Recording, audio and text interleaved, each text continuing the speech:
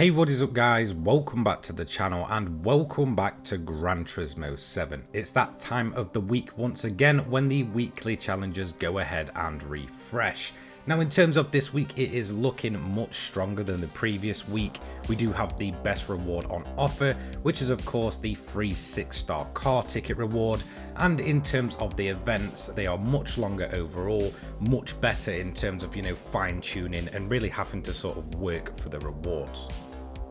So let's have a look at an overview for this week's event. It is August week 1. These events will end on the 8th of the 8th, 2024 at midnight. Up first we have Tsukuba circuit and the Silvia Sisters. We then move over to Autopolis International Racing Course for the Japanese FR Challenge 450. We then have a returning special event for the Porsche 356. That is a one-make event for both the hardtop and the speedster version, this time over at Goodwood Motor Circuit.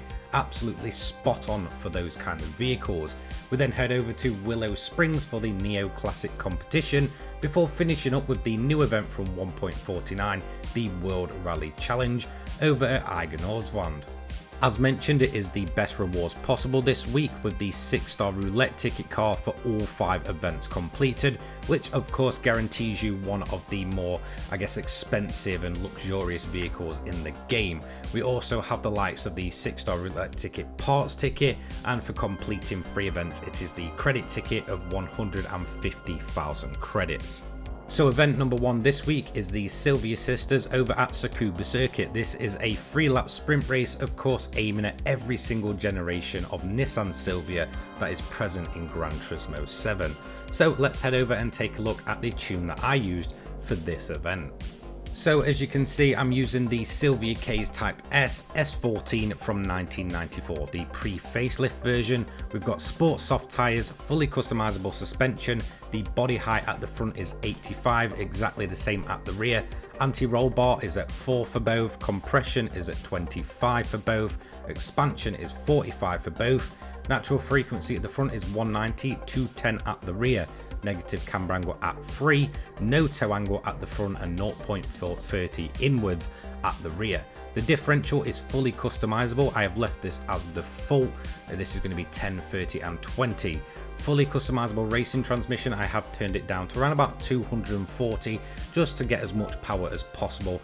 Very heavy on acceleration. So in terms of my final, it's 4.083, 0.810 over 272, then 1.005 over 213, 1.317-162, 1.824-117 and 2.720. Now in terms of the rest of it, it's the fully customizable ECU. The downforce is at the maximum, so 100 and 350. No turbocharger, or should I say normal turbocharger. Anti-lag set to strong. Intercooler is racing. Same with air cleaner, silencer, exhaust manifold, brake system, brake pads. I do recommend a brake controller. It's very track dependent, so do that on the fly. We also have the clutch and flywheel as racing, carbon propeller shaft, and then titanium connecting rods and pistons, all of the weight reductions and increased body rigidity. In terms of aero and cosmetics, it is just basically purely cosmetics. It's a street styled body kit. I've not attempted to turn this one into a race car or anything like that. We're very much keeping it with the street styling. So let's head into the race itself. Now a lot of these cars, just bear in mind, have been heavily tuned for sort of top speed. However, I would just quite happily say that really won't work at Tsukuba. The only place the AI will have an advantage over you is actually on the back straight. In terms of Tsukuba itself, because it is such a tight, small, compact layout, you really just want to pick your moments to bag that clean race bonus. Again, if you have to sort of fly it around the outside, feel free to do it. You should be able to easily outbrake them and outmaneuver them into the corners. The hairpin before the long straight is a great place to get a bunch of moves done. Maybe it's just me, but I do feel like the AI is very, very inconsistent there. Again, because we do have the upgraded racing brakes, we can outbrake pretty much every car on this grid. In terms of just picking them off, that's all you really want to do. There's a fair spread of different Silvias. You'll sort of go from one group to the next, and then you'll probably find that the leaders have a fair gap to the rest of the field. I did manage to get my final move done on lap free, just out braking into the hairpin, keeping it steady, and then getting myself up and across the line by around about a second and a half in the end. So there we go, that is event number 1 of the week done and dusted. In terms of the payout, it's going to be 40,500 credits with that clean race bonus, so it is worth going for that extra considering it's a short event, and we're also going to get the 6-star parts ticket as well. So on to event number 2 of the week. This is the Japanese FR Challenge 450 over at Autopolis International Racing Course. Just bear in mind this does take place on the full circuit layout. It's a 2-lap sprint race. So just like before, let's head over and have a look at the tune that I use for this one. So we are using the RX-7 GTX FC from 1990 on comfort softs, fully customizable suspension, body height is 110 and 107, anti-roll bar is 6 and 8, compression at 35, expansion at 45, natural frequency is 290 and 3.05, 2 for the camber angle, toe angle at the front is 0.05 outwards and 0.15 inwards at the rear. The other changes we have to this car, we do have some aero changes. So at the front I've gone for 0 downforce and 100 at the rear. And then in terms of the silencer, just to give it that nice extra sort of street style look, I've gone for the racing silencer. In terms of body mods, we do have once again some street style body kits. So there is a few aero tweaks here. We do also have the wider wheels added on as well, just for some subtle modifications. So into the event itself, we're of course not worrying about tyre wear, fuel usage, it's a straight 2-lap sprint. Now in terms of the AI, there is only 7 other cars on the track with you, that gives it a total of 8 cars on track, so it can feel very barren at times. Because we do have an extra 20 horsepower in the RX-7 currently over the standard version, we were able to outrun a lot of the cars, and with that fully customizable suspension, we're able to also keep it nice and steady through the corners. We did take a little bit of a bump on one of our moves, but we did manage to keep that clean race bonus, so just be aware of that. Try not to hit the AI, but if they hit you, you should be all good. The most awkward section is the downhill right-hander. It'll go from one right-hander to the other. As we can see, the Torino very much struggling through there, so we did get an extra move done. We then went uphill and started chasing down the leaders. A very varied pack here. We've got a Silvia, another RX-7, and another older Silvia up in front. In terms of the AI themselves, they do seem to tend to group up towards the front, so just be aware that you sort of want to pick them off one by one, keeping it as clean as possible. So we're going to go around the outside of the Silvia and then try and get the inside line just to cover that move off. As you can see, forcing the Silvia out to the outside line. However, that is going to give him a good run in the left-hander. However, he does manage to get caught up behind the battling RX-7. At that point, we're going to use our superior straight line speed to get a bit of a slip and get moves done on every single one of those 3 cars. At that point, it was all about keeping the second lap as clean as possible and crossing the line to get event number 2 of the week done and dusted. Heading over to the payout for this one, it's going to be 34,500 credits with that clean race bonus, 5.8 miles in total. Job done. So let's move on to event number 3 of the week. This is a returning special event for the Porsche 356 as a 1 make. However, it is open to both the hardtop and the speedster version. This time at the greatest classic racing track in the world, Goodwood Motor Circuit. So let's head over to the tuning sheet for this one. I'm going to be running the Sport Soft compound of tyre. Total PP is 510.76. Fully customizable suspension to 130 on the high, 6 and 8 for anti-roll bar, 30 and 35 for compression, 40 and 45 for expansion. Frequency is 2.85 for both. 2 on the camber angle, 0.05 outwards at the front and 0.10 inwards at the rear for the toe angle. Fully customizable is 10, 15, 20. Fully customizable racing transmission. And now I've got mine set at 210. However, at Goodwood it is quite a quick circuit, so feel free to just turn that up. Then in terms of parts, racing silencer, manifold and brakes, as well as the brake pads. In terms of the clutch and flywheel, that is once again racing, all of the weight reductions and increased rigidity. So the main aim of this build is to be able to be insanely quick, where the AI is usually very inconsistent. However, we do sacrifice some straight line speed over what the AI will typically run. A lot of the speeders in this event are insanely quick. So let's head over to the event itself. We're going to start off at Goodwood's typical main straight. However, we are going to be able to start making moves pretty early on in this race. Turn 1 is very awkward for the AI. They do tend to sort of slip and slide. Throughout the race, we're also going to take advantage of the mid sector. We can carry a lot more speed through there than the AI. Of course, that is the main aim, as well as the final few corners as well. Of course, we're mainly relying on the likes of Slipstream and some of the faster AIs, which are typically the speedsters, getting caught up in traffic. In terms of our moves, we're going to be trying to outbrake. We're going to be trying to keep the car as stable as possible, and we're going to try and upset and kind of move the AI off the line as much as possible.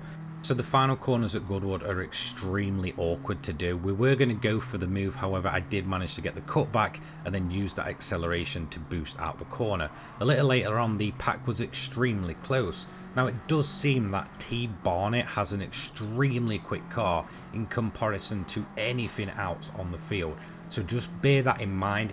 If you can manage to get the overtake done before he starts working his way towards the front and opens up a decent gap, then you're probably going to be in a much better position than I was. By the time I'd got to lap 3, we're getting around to the later stages of the lap, I was able to move myself into P2. But as you can see, unfortunately, the AI mentioned was now up ahead and out on an open track. Once we managed to catch up through the sort of tighter sections where we're able to carry much more speed, it then opened up into that big long straight. And as you can see, he's going to pull out over an entire second just on one single straight. Absolutely ridiculous top end on that thing. By the time he gets to the end of it, it's over 2 seconds. However, we did manage to get the gap down using a bit of slipstream, throw it down the inside, and then use that acceleration to take us out the corner. At that point, we were going to be able to take that win on the 5th and final lap in the final few corners. So just bear it in mind, the P1 AI is extremely quick once they break away through the pack. That is going to be tick number 3 for the week. In terms of the reward, it's 120,000 credits, so a very fair paying event, and that is with the clean race bonus. On top of that, we're also awarded with 150,000 credits.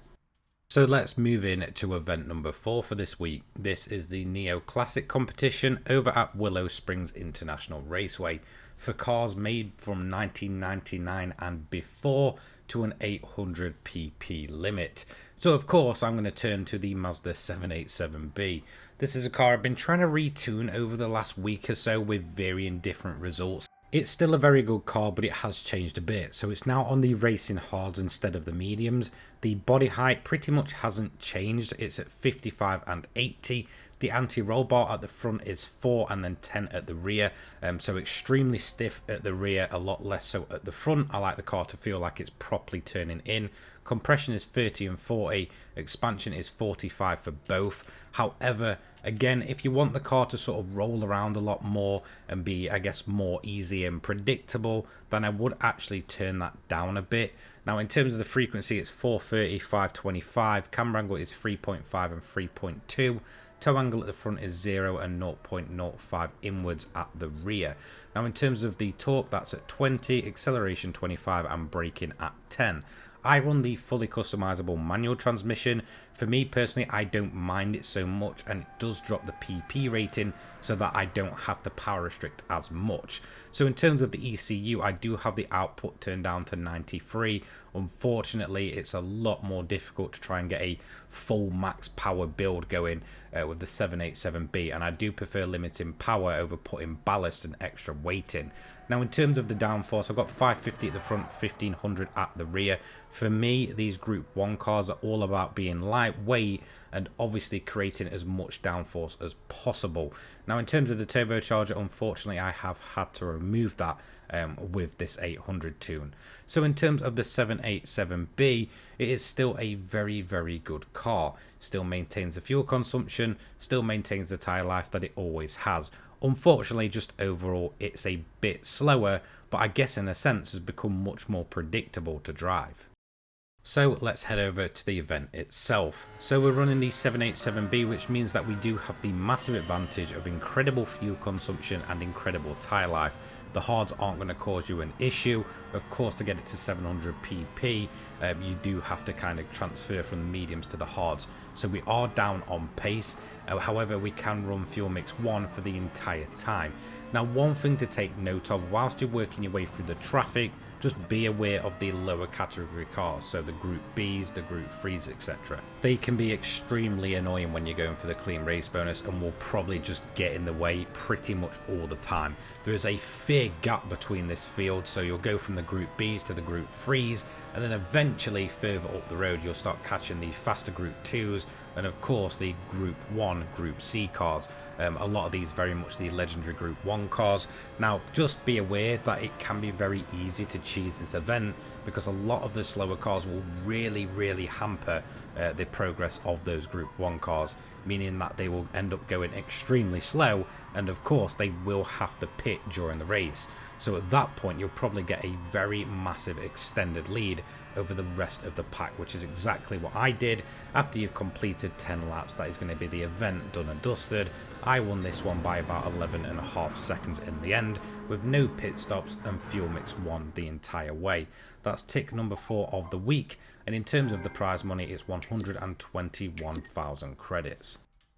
So the final event of the week is going to be the World Rally Challenge. This one of course is at the new track Eiger Nordwand, however it will be in its reverse layout. This is a 12 lap race with fuel and tyre wear enabled, and it is pretty high.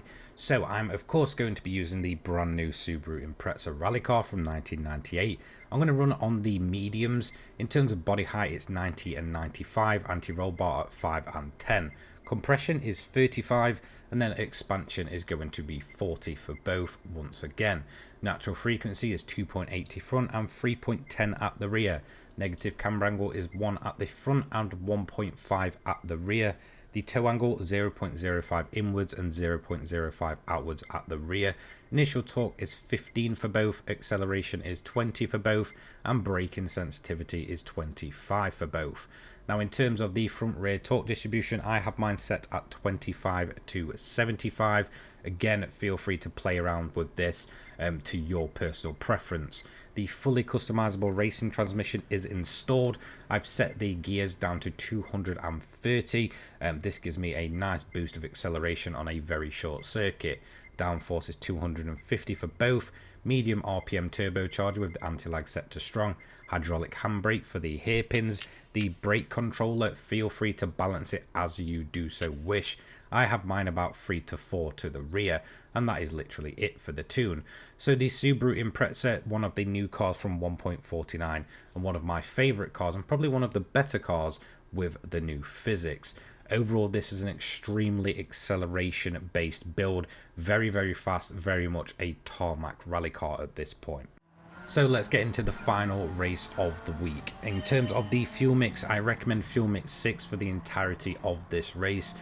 Fuel and tyre wear is extremely high on this event, hence why the mediums will only just hang on until the halfway point, and then they'll start chewing themselves up.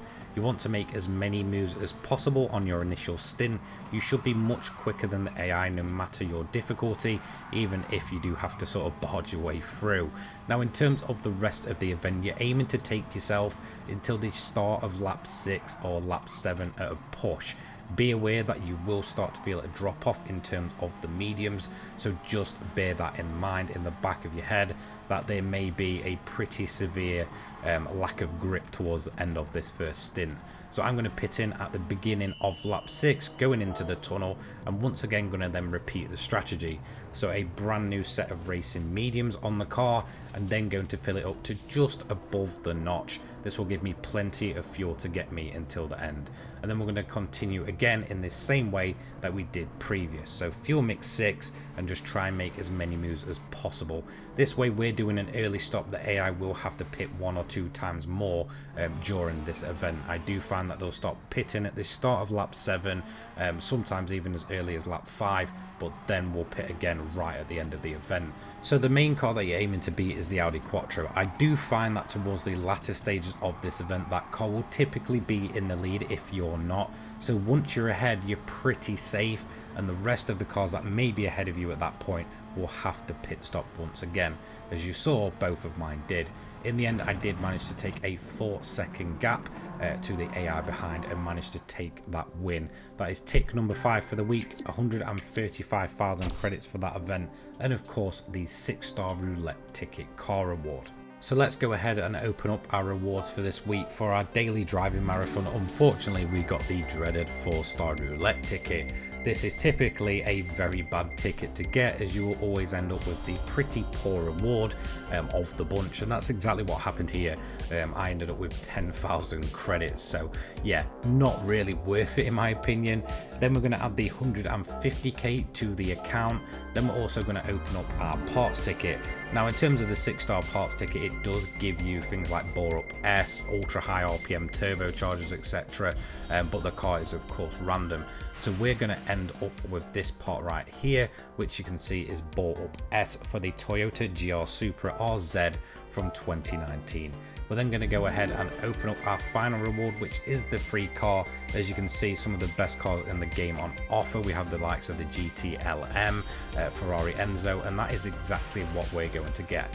This car, I believe, is worth about 2.5 million, and I may be wrong here, but I'm pretty sure this is one of the invite only cars, so there is the possibility of getting some extremely rare cars. And that's going to be it for the second week since update 1.49. I'm definitely starting to adjust to the physics, so hopefully my tuning guides throughout this week will help you kind of, build up those garages once again. Big thank you to all of my channel members for their support between uploads. Anyway, a massive thank you to you guys as well watching at home. I hope you have a fantastic rest of your day or night wherever you may be. Anyway, take care guys. Peace.